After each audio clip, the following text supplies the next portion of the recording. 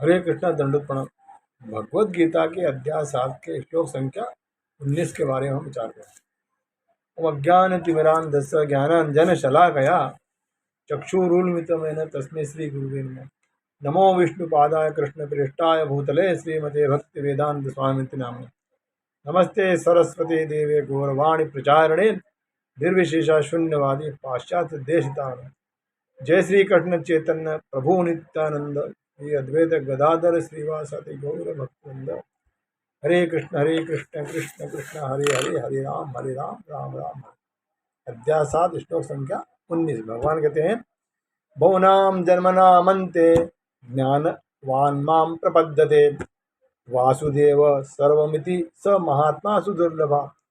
यानी अनेक जन्म जन्मांतर के बाद जिसे सचमुच ज्ञान होता है वह मुझको समस्त कारणों का कारण जानकर मेरी शरण में आता है।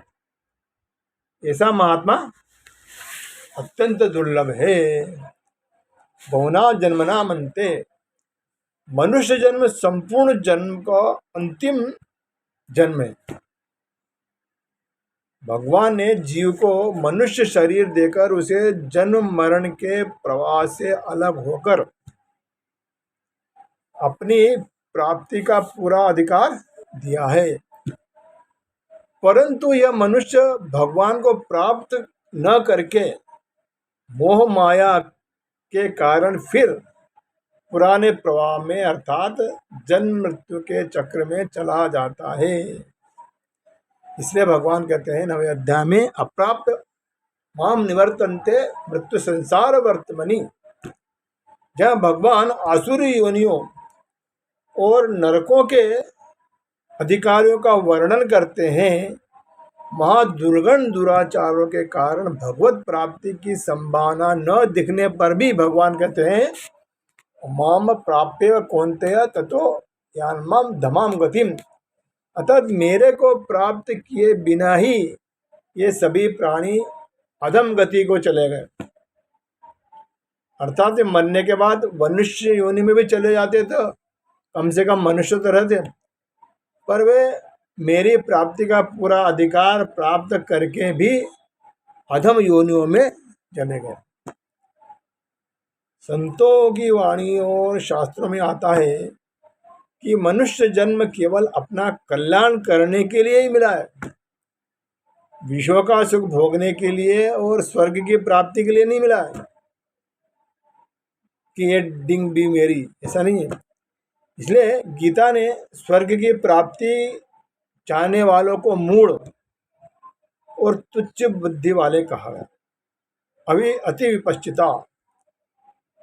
यह मनुष्य जन्म संपूर्ण जन्म का आदि जन्म भी है और अंतिम जन्म भी है। संपूर्ण जन्म का कारण मनुष्य जन्म से ही होता है। मनुष्य जन्म में संपूर्ण पापों का नाश करके, संपूर्ण वासनाओं का नाश करके हम अपना कल्याण कर सकते हैं, भगवान को प्राप्त कर सकते हैं। इसलिए संपूर्ण जन्मों का यह अंतिम जन्म है। मनुष्य जन्म के बाद पता नहीं क्या होगा। भगवान ने 8वें अध्याय में कहा कि जो मनुष्य अंत समय में जिस जिस भाव का स्मरण करते हुए अपना शरीर छोड़ता है उस भाव को वह प्राप्त होता है।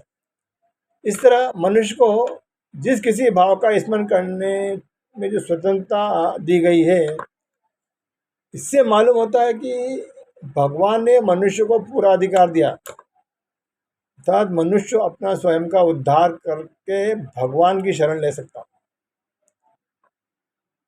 तब इसके आगे वो नए जन्म की तैयारी कर ले और अपना उद्धार कर ले, इसमें वो सर्वथा स्वतंत्र है। इस बात को लेकर गीता जो है, भगवत गीता, मनुष्य मात्र को परमात्मा की प्राप्ति का अधिकारी मानती है और डंके की चोट के साथ खुले शब्दों में कहती है भगवत गीता कि वर्तमान का दुराचारी से दुराचारी पूर्व जन्म के पापों के कारण नीच योनि में जन्मा हुआ पाप योनि और चारों वर्ण वाले स्त्री पुरुष ये सभी भगवान की शरण लेकर परम गति को प्राप्त हो सकते हैं। गीता ने ऐसा विचित्र पाप योनि शब्द कहा गया जिसमें शूद्र से भी नीचे कहे और माने जाने वाले चांडाल, यवन आदि तथा पशु पक्षी, कीट पतंग, वृक्ष लता आदि तथा जो अन्य प्राणी है सभी लिया जा सकता है। हाँ, ये अलग बात है कि पशु पक्षी आदि मनुष्य के इतर प्राणियों में परमात्मा को प्राप्त करने की योग्यता नहीं, उनको समझता ही नहीं, उनको बुद्धि थोड़ी रहती है। परंतु परमात्मा के अंश होने के कारण उनके लिए परमात्मा की तरफ से मना नहीं है, परमात्मा के अंश है पशु पक्षी भी। उनमें से बहुत से प्राणी भगवान और संत महात्माओं की कृपा से तथा तीर्थ और भगवत धाम के प्रभाव से परम गति को प्राप्त हो जाते हैं। देवता जो है भोग योनि में है और भोगों में ही लगे रहते हैं, इसलिए उनको अपना उद्धार करना ऐसा विचार नहीं होता। परंतु वे अगर किसी कारण से भगवान की तरफ लग जाए तो उनका भी उद्धार हो जाता है। इंद्र को भी ज्ञान प्राप्त हुआ था, ऐसा शास्त्रों में आता है। भगवान की तरफ से मनुष्य मात्र का जन्म अंतिम जन्म है, ये तो पक्का है। कारण कि भगवान का यह संकल्प कि मेरे दिए हुए इस शरीर से अपना कल्याण कर ले, अतः यह कोई अपना संकल्प न रखकर केवल निमित्त मात्र बन जाए तो भगवान के संकल्प से इसका कल्याण हो जाता है। भगवान ने 11 अध्याय में कहा है कि अर्जुन को मेरे द्वारा मारे हुए को ही तू मार। कौरवों में जितने भी थे बड़े बड़े शूर वो पहले ही मारे जा चुके हैं।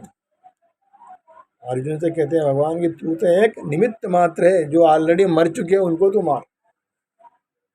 इस तरह से भगवान ने कृपा करके मनुष्य शरीर दिया।